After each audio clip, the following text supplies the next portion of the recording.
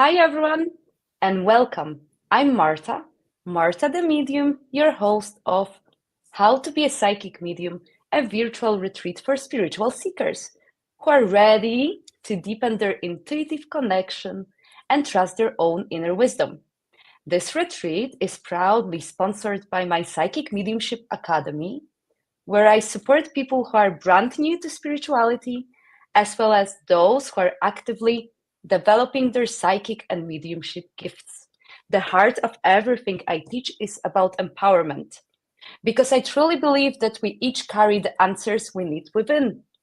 Every single one of us has the ability to connect with loved ones on the other side, with spirit guides, and with angels, whether you're called to do it professionally or simply for your own personal healing and connection.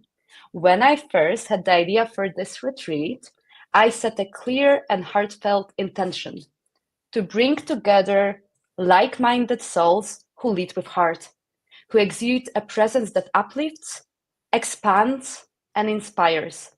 I chose each guest speaker not based on their platform or visibility, but based on their energy, what they radiate, what they bring into the space. Because to me, that is the aura. It's what we feel, often before someone even speaks. And when we align with people who feel like truth, something powerful unfolds. And oh my, I'm especially excited about today's guest, not only because of the incredible work he does, but because he's truly an expert in the realm of aura and color. This conversation, I know it's going to be a beautiful exploration of how we can use color and energy, and the rest will leave up to the spirit world to really guide us.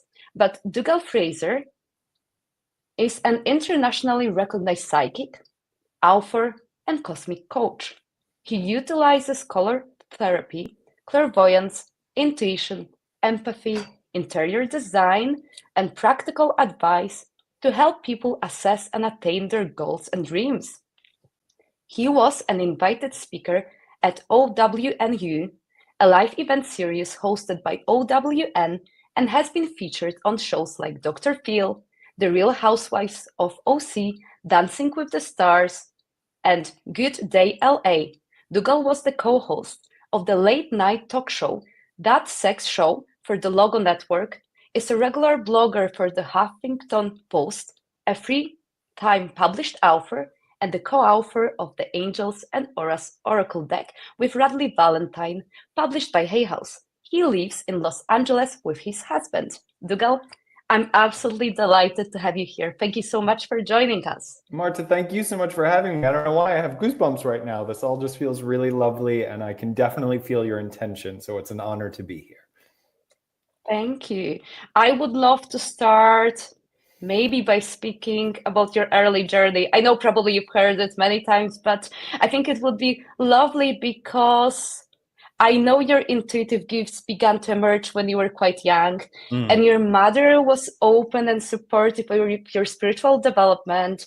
I'm a parent myself. When I was a child, my abilities were not really supported.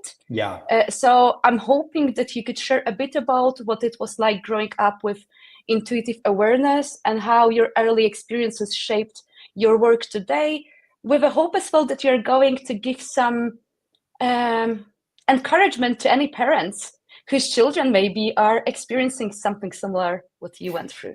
You know, it's interesting because I think we're all born with intuitive abilities. And I think the majority of people's experiences is that our parents sort of tell us it's an active imagination, or that's your imaginary friend versus your guardian angel. And to be fair to parents, I think a lot of parents just don't have the language or the understanding.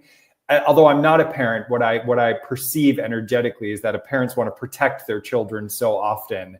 And for me, being strange and unique and different in so many different ways, I think part of the gift that I had was a mother that really allowed me to talk about it. So I used to talk about seeing color and energy around people when I was standing in the crib.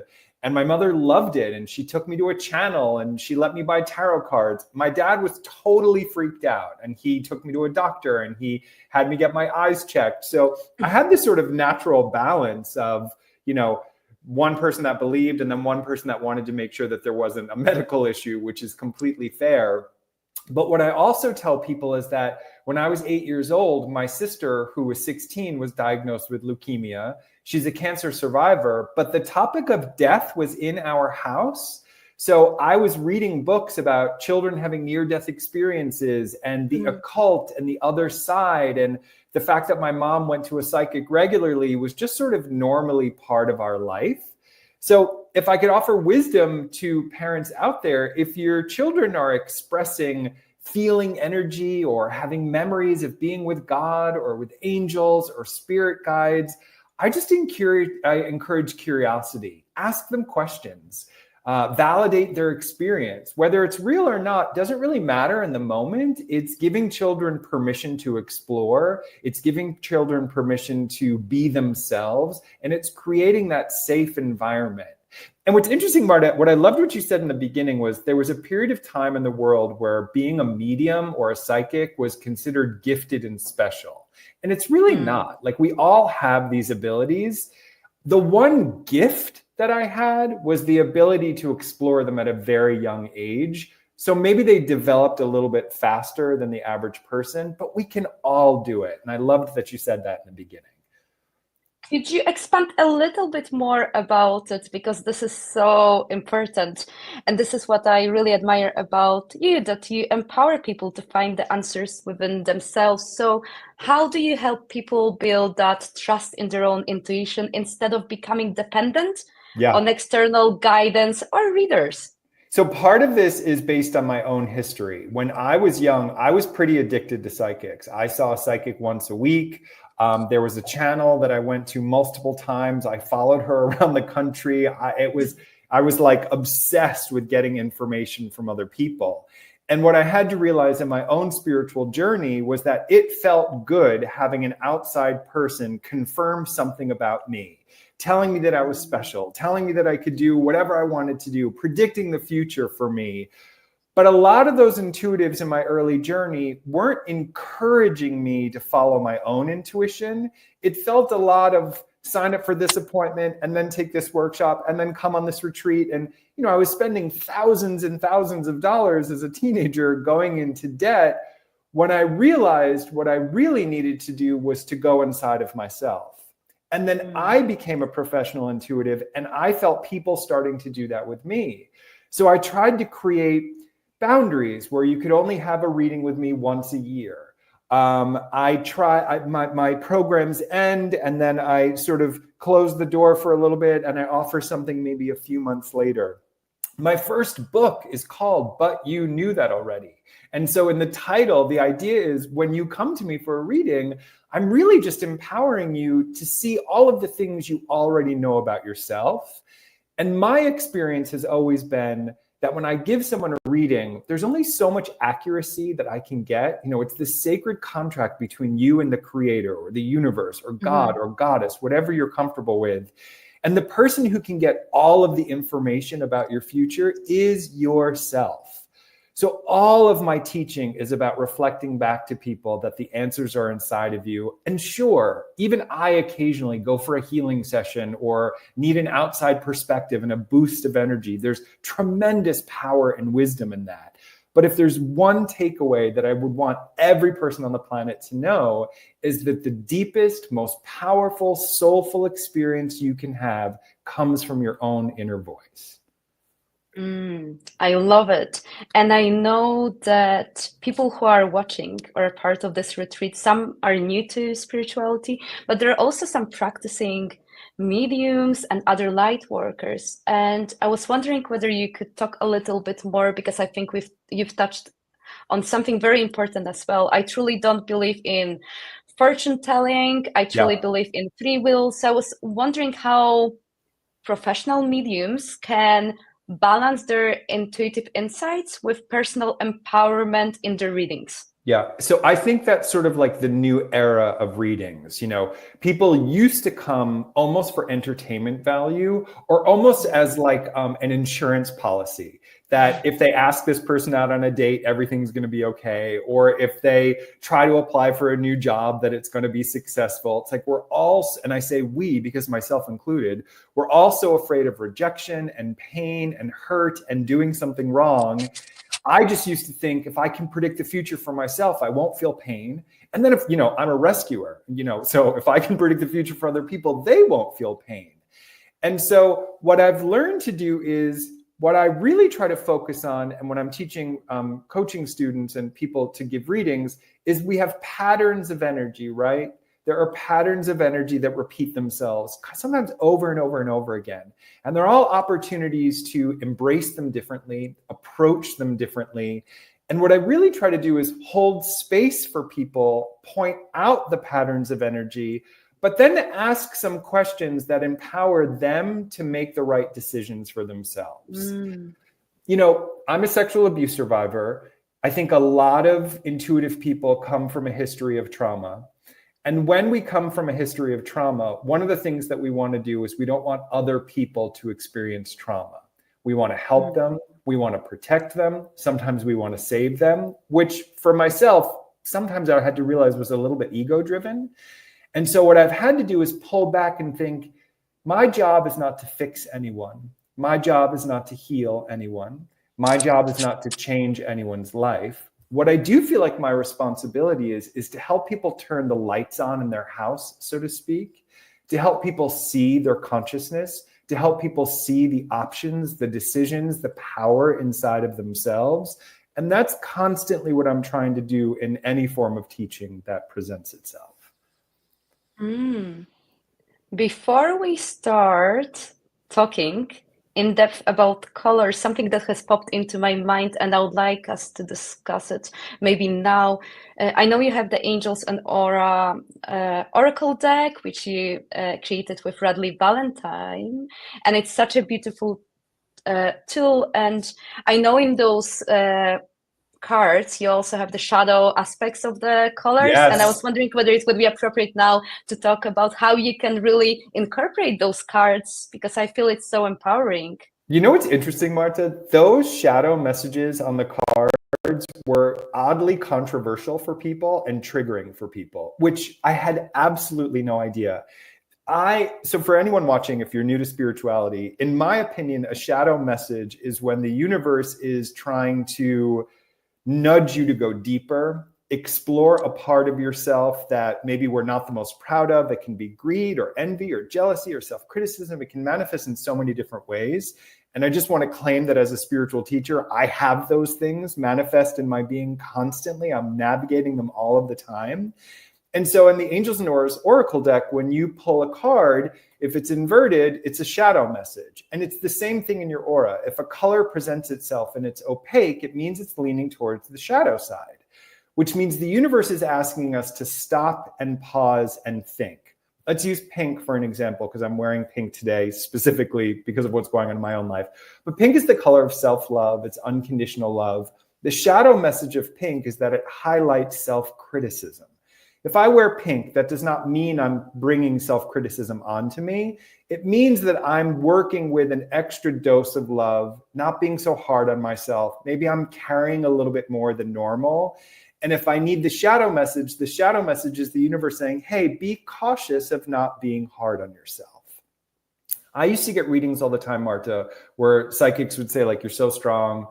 You're going to change the world. Your life is amazing. You don't have to do anything. And I'd walk away feeling great, but nothing in my life would change. And then I started going to healers and spiritual teachers who would say, you're so strong, but you doubt yourself. You could change the world if you could become more confident. Like, they would talk to me about the shadow side getting in the way of my potential. So it was so interesting to me to get emails from people that say, I keep pulling shadow messages. I'm so mad at the cards. I'm like, no, that's a good thing. That's like, yes. Eat your vegetables, floss, like, take care of yourself. And so it's interesting to me that it was triggering for people, but I'm really glad they're in there because I think it's important. Mm-hmm. So, since we've started mentioning a little bit, or you started talking about color, something I absolutely love, because when I was first nudged by spirit to show up online, I followed my intuition and I found a branding expert who worked with color, Yeah, and she helped me choose shades for my photo shoots, because I really needed someone to help me how to express the ethereal energy of my work. right. So I was wondering whether you can talk about how can color help us express energy, emotion, and purpose in our lives, but also businesses, especially in the spiritual field. So one of the things that I love about color is that it's a universal language. And as much as I'm a huge believer and devotee of spiritual phenomenon, I was also a big skeptic. So if I'm in a meditation class and someone says, open your third chakra, there's a part of my brain that's like, I don't know what to do with that. Like, is there a wrench for that? Like, how do you fix that? Mm-hmm. Or if someone talks about like my planets, like I try to visualize it, but it's a little abstract. But if somebody said to me, visualize blue when you're struggling with fear, that's very literal for me. Like, I understand I could wear a blue shirt, the blue of sky, blue flowers. So it becomes this sort of physical component. And what's so interesting about the energy of color is that it also bridges the worlds between the traditional world, it's in marketing. Hospitals choose colors that they think are going to relax people. Restaurants choose colors that they think are going to stimulate hunger, or advertising, they think you're going to buy something more. So it's been this, like, I don't know if I want to say secret, but this tool that has been used literally for centuries, even from a tribal component, religious components. Catholics will light a candle for something specific or a specific saint. So what I love for people watching is that color really empowers you to express your personality, to convey something emotionally and energetically to an audience, or in your home with your family, from the pillows that you choose to the colors of sheets that you choose to sleep in. It's a really, really powerful tool to enrich every single aspect of life. And it's not just from the spiritual community. So when I design a landing page for a new course, we're really conscious of the colors that we choose. The color that I chose to wear during this interview becomes a form of active meditation. And I just think it's a really interesting tool that spirit guides use to speak to us. And it's also a tool that we can use to energetically change our environment and our auric field. Mm, beautiful. Thank you.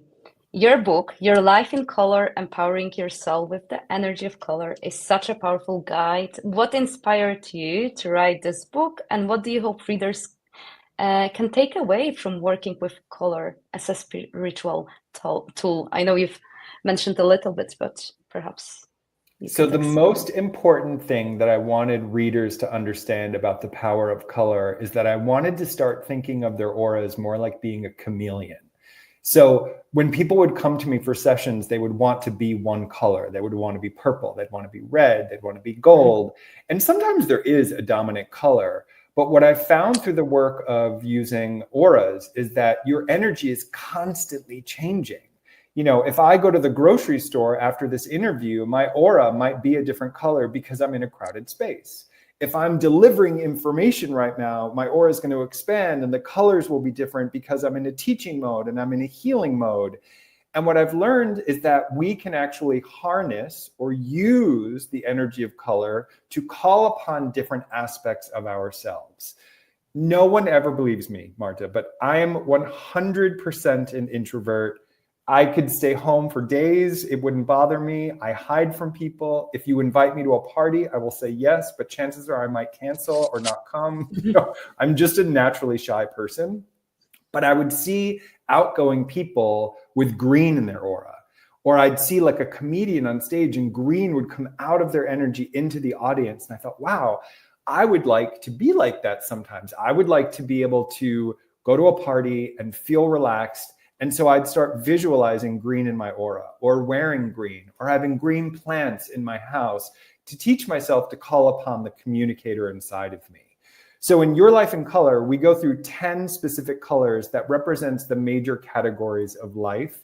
So if you need purple, it calls upon the leadership part of you. If you need pink, it's the unconditional, loving, compassionate part of you. Orange is for the intuitive or the medium. So I believe it's like a pie chart, right? We have all of these parts of our consciousness. Some of them we're mostly comfortable with, and we can use color to pull that other layer in to be bolder, stronger, more abundant, and just have this full, rich life experience. Mm-hmm. What I love about the work that you do and how you teach about colors is that, well, not only, of course, we know that we can physically bring certain colors to our lives, we can choose the color of our clothes, but it's that power of our intentions and thoughts that we can also visualize those colors.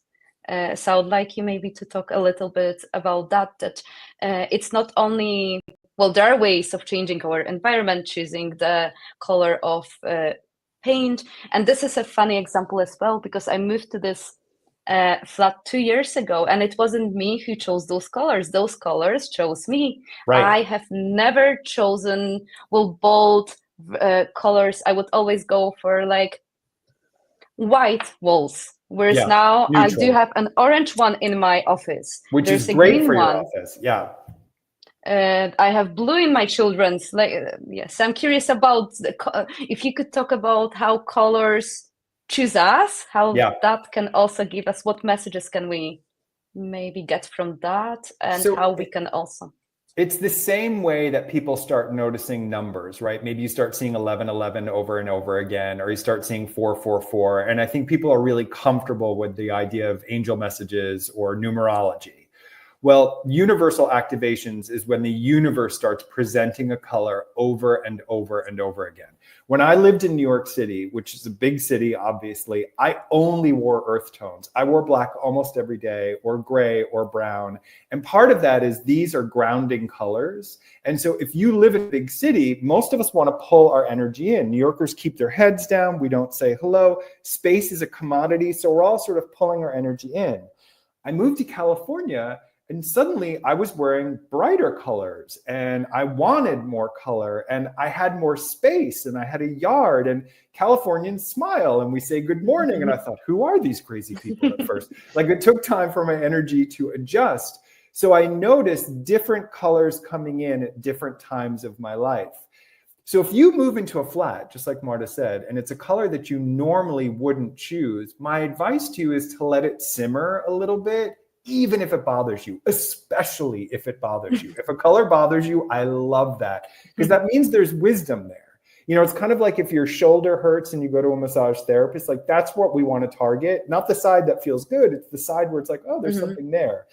So you might see a red car, and then you go to a store and there are red flowers on the counter, and then you come home and someone brought you a gift in a red bag. Pay attention. That's the same version of seeing 444 over and over and over again.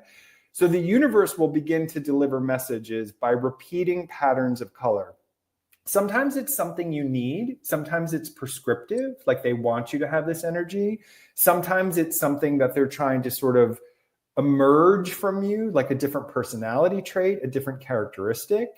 So it's the combination of, if I start seeing a color repeat itself, I bring it into my visualizations. I make it part of my meditation. I visualize it first. The core lesson is to always visualize it first. But as human beings, we forget. So, you know, I can't in the middle of the grocery store get into the lotus position and start visualizing pink, but I can wear pink rose quartz and look down and remind myself that I'm working with pink right now. Or I can, you know, put on red socks or whatever you want to do. It's just a physical manifestation. But the real power of the work, to sort of go back to what you said earlier, is about visualizing the color first. That's ultimately the goal that we want to do. So what advice would you give to practicing mediums and other light workers, how they can incorporate working with color, reading people's aura? I'm curious about your own dictionary of signs and symbols, and maybe you could talk about the importance of incorporating or including colors there as well.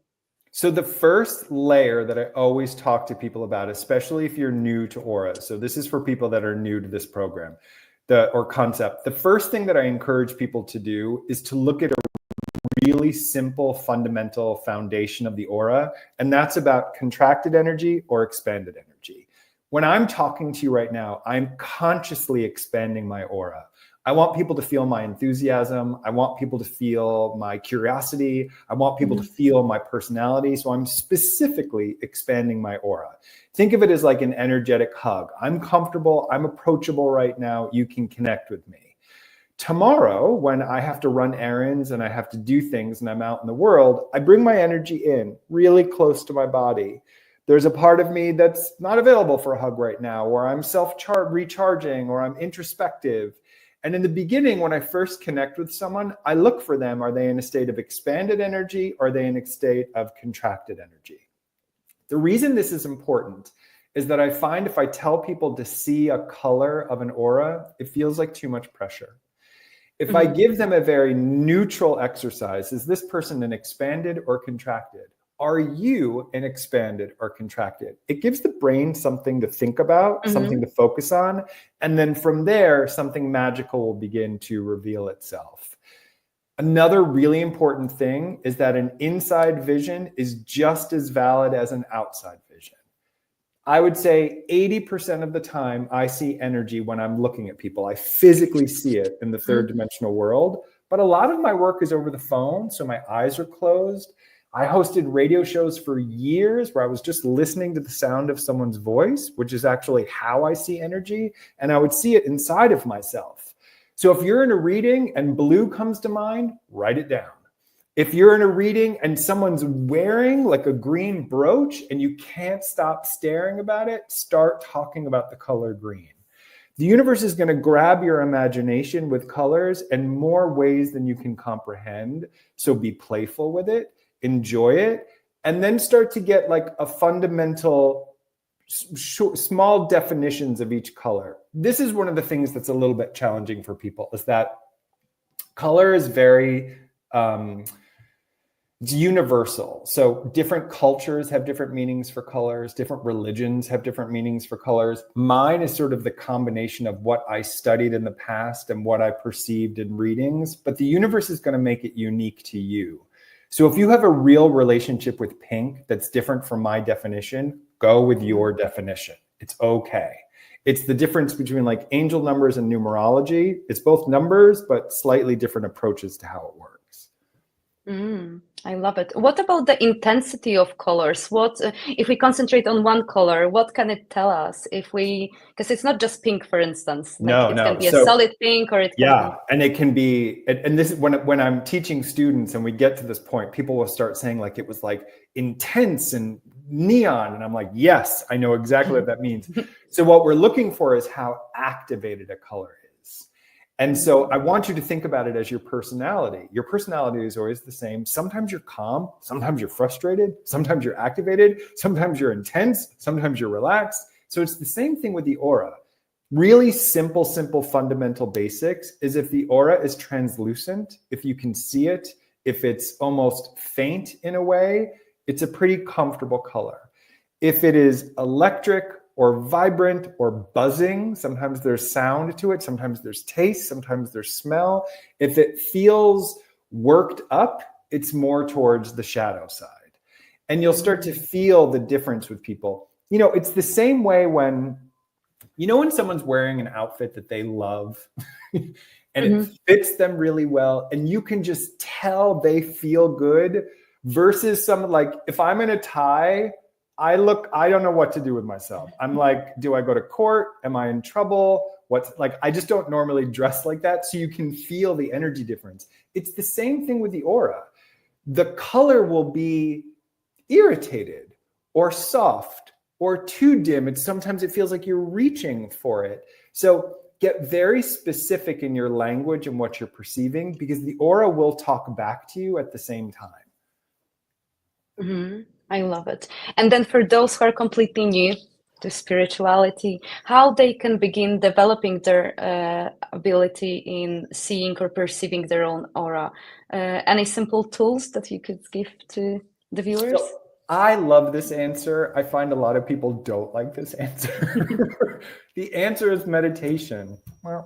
I know, it's kind of, I've always struggled with my weight. So it's kind of like I was always looking for the secret. The answer is eat better and move your body. So with seeing auras, the answer is meditation. Psychic energy, psychic ability, mediumship, psychometry, seeing an aura, these are all byproducts of spiritual practice. And essentially, so if I'm not taking care of myself, if I'm not meditating, if I'm not journal writing, if I'm not doing my own emotional inventory, I'm just not as accurate intuitively. If I meditate, if I find stillness, if I find a moment every single day to just connect to the universe, I start to see so much. But here's the thing, Marta, I really had to learn the difference between a psychic light show in my mind versus meditation. If I meditate and spirit comes to me and I channel information and I get all this wisdom, that's not spiritual practice for me. Spiritual practice for me is total void of thought, total stillness, total calmness. And I spent years astral traveling and past lives and really cool stuff, but it wasn't spiritual connection. When I'm actually dialed in meditation, I don't see any color, which, to be honest with you, for me is really refreshing. And I just have a moment of total pause. So whether it's 30 seconds a day or 30 minutes, the universe has no attachment, but just that moment of stillness, resetting your central nervous system, connecting to your heart, and being quiet, that's when we start to perceive energy. I love it. Another question that has just popped into my mind for anyone who is an empath, and then, of course, for other psychic mediums who might be also empaths, healers, how can color help us protect our energy, clear what's not ours? I hope that by you answering that question, you're going to empower people to fully live their lives to the fullest, to really take responsibility and really enjoy it, as opposed to removing themselves from the society. Yeah. So I was very guilty of that. I used to use being an empath as an excuse or a crutch or a reason not to live a full existence. And it took me a long time to realize, and I'm purely speaking from my experience. If this doesn't resonate with you, that's okay. So I don't want anyone to feel criticized in any way, but I had to realize that for myself. Part of being an empath was ego driven. I'm too spiritual to come to your party. It will be draining for me. I'm sorry, I can't be there at your kid's first birthday. I'm too sensitive. I'm an empath. That was ego driven versus realizing, wow, it's hard for me to stay in my body when I communicate with people. I get emotionally overwhelmed and I'm blaming it on other people rather than managing my own emotions. So my journey as an empath is really transformed and changed. What I have learned about myself is that empathy does not mean that we are weak. If anything, empathy means that we are strong. In the US, or I know this is going to sound like a strange thing, but we have something called super tasters. Those are people who sip wine and they say, oh, there's leather and cherry and wood, and they can taste a recipe and they know all of the ingredients in it. Empaths are super feelers. We feel things in a room that perhaps other people do not. And sometimes because of that, our nature is to want to invite it into our space.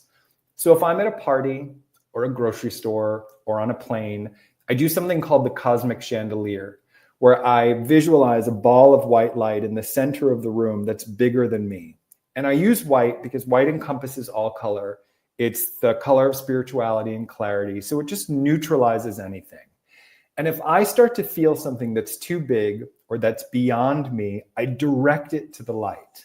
I remind myself that the light is the source of the healing. It's not my responsibility. I don't have to understand it. I direct it all to the center of the room. I can do this in the middle of a conversation. I can do this on a bus, on a train, on a subway. I'm doing this all the time in my life to reset my energy and understand my responsibility in a room and what is not my responsibility in a room. And it took me a really long time to get that. But now that I live a really, really fun life, and I get to have a lot of adventure because of managing my empathy. Thank you for that. And for those who are starting to embrace their intuitive gifts, and feel called to step into their role as whether as spiritual practitioner, spiritual teacher, what would you say to someone who still doubts whether they're ready? Because I truly believe like perfectionism doesn't exist. That's why even my spirit guides came up with the name for my podcast, which is called Perfectly Imperfect Spiritual Podcast. Love that. Love that. Yeah, That's but funny. Yeah. Years ago, I did a program called Perfectly Imperfect. And there's a book really? out in the Oh, US okay. called Perfectly. I love that. Love that. Love that. Oh, Love okay. that.